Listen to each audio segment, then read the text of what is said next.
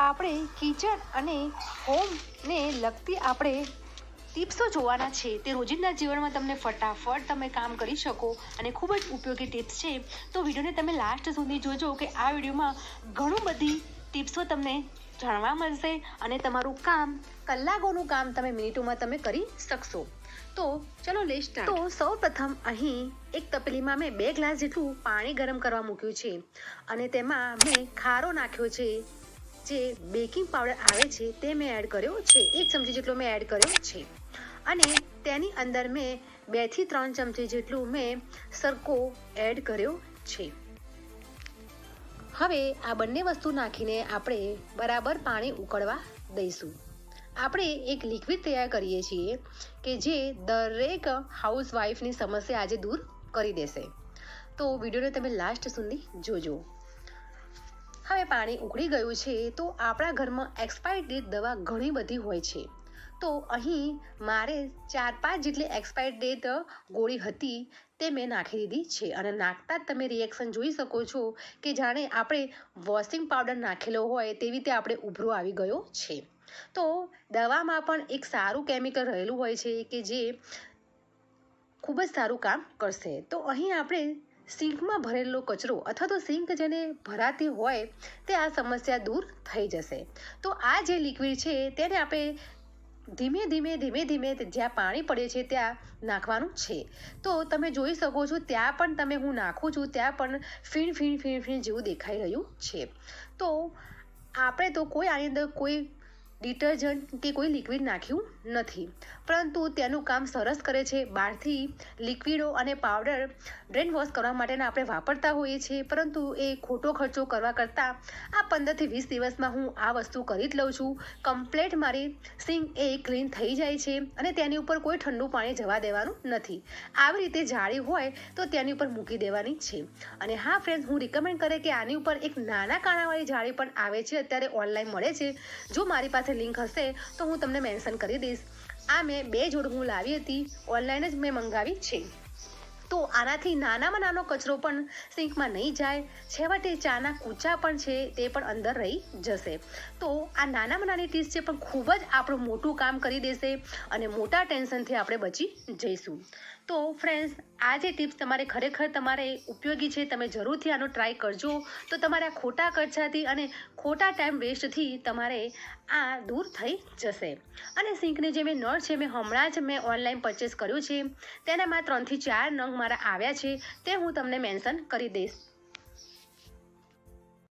Next tip છે કે આપણે હાઉસવાઈફ ખૂબ જ મોટી ભૂલ કરતા હોઈએ છીએ.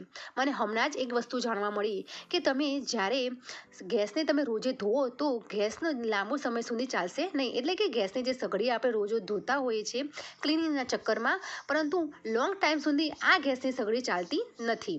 તો હમણાં જ હું સર્વિસ સેન્ટરમાં ગઈ હતી ત્યારે મને જાણવા મળ્યું. ત્યારથી હું 1 વર્ષથી હું એક આ સ્પંચ જે સેટ ઓફ 12 આવે છે અને મારો આ સ્પંજ ખૂબ જ મારા રોજિંદા કામમાં મને ખૂબ જ ઇઝીથી મારું કામ થઈ જાય છે.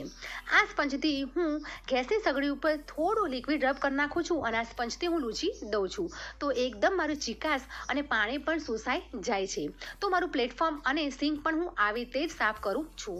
અને હું તમને લાઈવ પ્રૂફ બતાવી દઉં કે રોજિંદા આપણે જે કપડાં એટલે કે કપડું કોટન કપડું વાપરતા હોઈએ છીએ તેના કરતાં તેના ડબલ ગણું ટ્રિપલ ગણું આ સ્પંજ કામ કરે છે. ફટાફટ સ્લેબ છે એ એકદમ ક્લીન થઈ જાય છે, પાણી પણ શોષી લે છે અને ફટાફટ સાફ પણ થઈ જાય છે. જો હું તમને બતાવું છું, ધોઈને પણ બતાવું છું, તો મેં સહેજ જ આ મુઠ્ઠીથી મેં પ્રેસ કર્યું અને તરત જ કોરું થઈ ગયું છે. એટલે કે તેને સુકાતા પણ વાર નથી લાગતી અને સુકા જશે તો તમને એક કડક જેવું થઈ જશે. એટલે આમાં કોઈ બેક્ટેરિયા પણ અંદર રહેશે તેવું કોઈ જ ખરાબી નથી, ને કે કપડામાં બેક્ટેરિયા હોવાની શક્યતા રહે છે. તો હું આવી રીતે સ્પંજને ધોઈને અને આખું મારું પ્લેટફોર્મ હું આવી રીતે સાફ કરું છું. તો એક કપડાને જેમ પણ કામ કરે છે અને સુકાઈ ગયા પછી તેની અંદર કોઈ વાસ અથવા તો બેક્ટેરિયા રહેતા નથી. તો આની લિંક હું જો મારી પાસે હશે તો હું તમને ડિસ્ક્રિપ્શન બોક્સમાં મેન્શન કરી દઈશ. 1 વર્ષ સુધી મારા આ સ્પંજ ચાલે છે. સેટ ઓફ 12 છે તો મહિના 1.5 મહિના સુધી તો એક સ્પંજ આ ઇઝીથી ચાલી જાય છે. તો 1 વર્ષ પૂરું થવા આવ્યું છે. હવે એક જ સ્પંજ મારી જોડે રહ્યું છે, તો હું હવે હમણાં જ ઓર્ડર કરી દેવાની છું.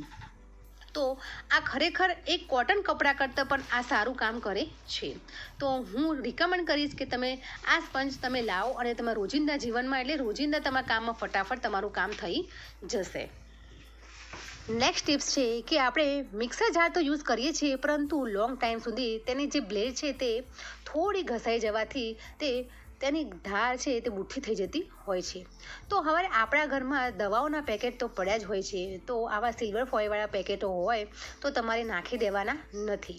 તો તેને આપણે નાના નાના કટકા કરીને અથવા તો કાતરની મદદથી કટકા કરીને તમારે આની અંદર નાખી દેવાના છે.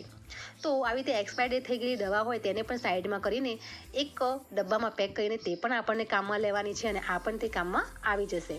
તો અત્યારે કોઈ પણ વસ્તુ તમારે નાખ્યા પહેલાં ખરેખર તે ખૂબ જ આપણને ઉપયોગી આવતું હોય છે અને એકદમ ઇઝી સરળતાથી આપણું કામ ફ્રીમાં થઈ જતું હોય છે. તો આ મિક્સર જાર આપણે મિક્સરમાં બ્લેડ ફેરવી દઈશું, જેથી કરીને તેનો ભૂકો પણ થઈ જશે અને તેની બ્લેડ છે એકદમ ધારવાળી થઈ જશે. તો હમણાં 2 દિવસ પહેલાં જ મેં આ ટ્રીક ઉપયોગમાં લીધી છે અને કમ્પ્લીટ મારું કામ થઈ ગયું છે. તો તમે જરૂરથી આનો ટ્રાય કરજો. નેક્સ્ટ છે કે બિગનર્સ કહેતા હોય છે કે અમને આલુ પરોઠા અમને ખાવા ખૂબ જ ગમતા હોય છે, પરંતુ જ્યારે અમે સ્ટફિંગ ભરીએ ત્યારે આલુ અમારા બહાર નીકળી જતા હોય છે અને અમને આવી રીતે વણતા ફાવતું નથી. તો પહેલાં હું તમને સીધી સાદી તમને ટિપ્સ બતાવું. આવી રીતે તમારે રોટલી વણી લેવાની છે અને તમારે જ્યારે આલુ પરોઠા બનાવો ત્યારે તેના માવા ઉપર આવી રીતે તેલ લગાવી દેવાનું છે, જેથી કરીને તે ચીકાશવાળા માવો અંદર રહે નહીં. તો તમારે એક માપ રાખવાનું છે, ચમચી 1.5 ચમચીનું તમારે માપ રાખવાનું છે, જેથી કરીને વધારે ન પડે ઓછું પણ ન પડે. હવે આવી રીતે ચપટી કરતા આ રોટલીની દરેક કિનારી આવી રીતે ચપટી કરીને ભેગી કરી દેવાની છે. પછી તેને ગોળમાં લઈને ગોળ વળતા જઈને અને ઉપર જે વધારાનો લોટ છે તેને આપણે સાઈડમાં કાઢી લેવાનો છે, જેથી કરીને એક સરખો અંદરનું સ્ટફિંગ છે એક સરખું આવી જાય. હવે આવી રીતે લોટ તમારે આગળ પાછળ થોડો લગાવી દેવાનો છે અને હાથની મદદથી બંને હાથની આંગળીની મદદથી આવી રીતે પ્રેસ કરવાનું છે. જો તમે વણશો તો તમારે જે છે આલુનો જે માવો છે તે તમારે નીકળી જશે. તો આવી રીતે હાથની મદદથી થોડું પ્રેસ કરી દેવાનું અને બસ હલકા હાથે એકદમ બસ આવી રીતે વેલણની મદદથી વણી લેવાનું છે. તો તમારા આલુ પરોઠા ક્યારે સ્ટફિંગ તમારે બહાર પણ નહીં નીકળે અને આલુ પરોઠા જોવે એવા એટલા રોટલી જેવા પાતળા તમે બનાવી શકો છો. તો તમે જોઈ શકો છો નીચે કોઈ આલુનો સ્ટફિંગ બહાર પણ નથી નીકળ્યું અને ઇઝીથી રોટલીની જેમ આપણે વણી લીધા છે. તો આમાં તમે જ્યારે આલુનો તમે માવો બનાવતા હોય ને ત્યારે તમારે થોડું ઢીલું લાગતું હોય તો ત્યારે એક બીજી પણ ટિપ્સ છે કે તેની અંદર તમારે થોડા પૌવા નાખી દેવાના. તો આ બેસ્ટ ટિપ્સ છે. નેક્સ્ટ ટિપ્સ છે આપણે કાંસકાનો ઉપયોગ કરતા હોઈએ છીએ માથું ઓળાવવા માટે, પરંતુ તે અમુક ટાઈમે જોવો પણ નથી ગમતો ને એટલો ખરાબ થઈ ગયો હોય છે. તેની અંદર ખૂબ જ મેલ જામી ગયો હોય છે.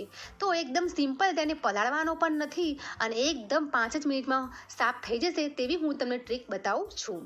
તો આ કાંસકો અત્યારે જોવો ગમે એવો તેવો નથી, પણ તેની અંદર મેં કપડાનો સાબુ છે તે થોડો રબ કરી દીધો છે.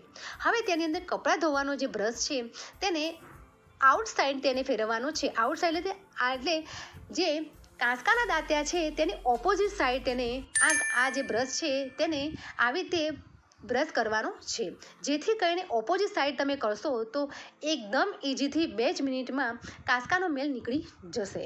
તો આને કલાકો સુધી પલાળવાની પણ જરૂર નથી. બસ આવી રીતે ઓપોઝિટ સાઈડ તમારે આવી રીતે કોઈ લિક્વિડ અથવા તો સાબુ લગાવી દેવાનું છે અને આવી રીતે બ્રશ કરીને તમારે સાફ કરી દેવાનું છે. તો ફટાફટ સાફ થઈ ગયો છે અને જો હું તમને તરત જ સાફ કરીને વિડીયો ચાલુ રાખીને જ તમને બતાવું છું કે એકદમ ક્લીન થઈ ગયો છે. હવે તેને ધોઈ નાખીશું એટલે બરાબર નવા કાંસકો જેવો થઈ જશે. અત્યારે હાલ કાંસકો જોવો પણ નહોતો ગમતો અને એકદમ નવો કાંસકો એવો ક્લીન થઈ ગયો છે. નેક્સ્ટ ટિપ્સ છે કાંસકાની ટિપ્સ છે.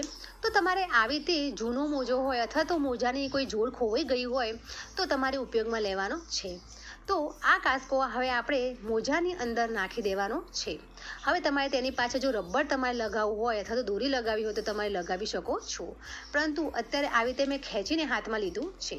હવે આપણા ઘરમાં ફ્રીજ હોતું હોય છે, તો ફ્રીજની જે કિનારી હોય છે તે કિનારી આપણે ઇઝીથી સાફ થતી નથી. તો આવી રીતે ફ્રીજની કિનારી પણ આ જે કાંસકાનું જે મોજાનું તમે બનાવ્યું છે તે આવી રીતે પાણીથી આવી રીતે પલાળી દેવાનું છે અને જો લિક્વિડ અથવા પાવડરવાળું પાણી કરીને તમારે સાફ કરવું હોય તો આવી રીતે તમારે સાફ કરી દેવાનું, જેથી કરીને ઇઝીથી આ ઘીસીઓ સાફ થઈ જશે અને તમારે હાથ પણ નહીં બગડે. તો આવી રીતે તમે ફ્રીજની કિનારી સાફ કરી શકો છો અને આવી રીતે જે બારીની આપણે સ્લાઇડરવાળી બારી હોય તેની પણ ઘીસી હું કરું છું તેવી રીતે સાફ કરી શકો છો. નહીં તો બજારમાં અલગ અલગ ઘણા ગેજેટો મળે છે બારીને આવી રીતે સ્લાઇડર સાફ કરવા માટે, પરંતુ આ ટિપ્સ આપણે એકદમ ફ્રીમાં અને ફટાફટ આરું કામ થઈ જશે અને તમારું પૈસાની પણ બચત થશે. તો ફ્રેન્ડ્સ, આજની મારી ટિપ્સ અને હેક તમને કેવા લાગ્યા તે મને કમેન્ટ કરીને જરૂરથી કહેજો. અને હા, તમને જો આમાંથી કોઈ ટિપ્સ ગમી હોય અને તમે જો અપનાવી દીધેલી હોય અથવા તો તમે રોજિંદા જીવનમાં યુઝ કરતા હોય તો પણ તમે કમેન્ટ કરીને જરૂરથી કહેજો. અને તમારે આવી રીતે કોઈ કિચન હેક્સ હોય અને તમને ખબર હોય તો પ્લીઝ મને પણ કહેજો, મને પણ શીખવાડજો. તો કમેન્ટ કરીને જરૂરથી કહેજો. અને હા, મારી એવી ચેનલ છે કે ઘણી સિમ્પલ વસ્તુથી યુનિક રેસીપી તમારી સાથે હું શેર કરું જ છું, જે મારા રોજિંદા સબસ્ક્રાઈબર છે, વ્યુઅર્સ છે, તેમને ખબર જ છે. અને જો તમારે તમે વ્યુઅર્સ હોય તો પ્લીઝ મારી ચેનલ લાઈક કરો, શેર કરો, સબસ્ક્રાઈબ જરૂરથી કરજો અને બાજુમાં બેલ આઇકન છે તે જરૂરથી પ્રેસ કરજો, જેથી કરીને તમારે કોઈ પણ મારી નવી રેસીપી હોય, કોઈ પણ નવી હેક્સ હોય એ તમારા મોબાઈલમાં પહેલાં જ આવી જાય. તો ફ્રેન્ડ્સ, મારા જે સબસ્ક્રાઈબરો છે તેમને મારી વિનંતી છે કે તમે જો રોજે મારી વિડીયો જોતા હોય તો પ્લીઝ કમેન્ટ કરવાની જરૂરથી રાખો. અને જેને મારી ચેનલને સબસ્ક્રાઈબ કરી છે તે પ્લીઝ તમે કમેન્ટ કરીને જરૂરથી કહેજો. તો મને થોડો આનંદ થશે, નવી નવી રેસીપી બનાવવાનું અને નવા નવા આઈડિયા પણ રાખવાનું મને વધારે ગમશે. હવે એક નવા આઈડિયા અને એક નવી રેસીપી સાથે મળીશું. Bye bye. જય ભારત.